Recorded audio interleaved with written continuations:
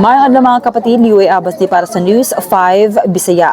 Kung gahapon, gitabla sa Malacanang ang naratibo nga under attack ang Senado, karon nagpabilin sa iyang baruganan si Senate President Alan Peter Cayetano nga naka-red alert sila. Sumala kang Cayetano, nagpabiling red alert ang Senado. Human ang komosyon diri ni adtong May 13. Gidepensahan pa niya ang gibuhat nga warning shot ni Senate Sergeant at Arms Mau Aplasca ug nagpasaring pa sa usa ka police general nga nag-ingong gidili ang warning shot. Mahinumduman nga nag-explain si PNP spokesperson Police Brigadier General Randolph Tuanyo bahin sa Standard Operating Procedure. Ang general rule daw ani, dili pwede ang warning shot. Naalang daw ni exemption kung outnumbered ang kapulisan.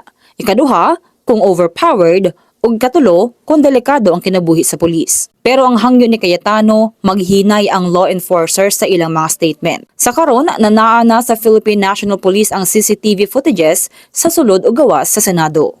Mga salamat kanatong balita, magpadayon na sa pagbantay sa social media pages sa News 5 para sa iba pang mga balita ug update.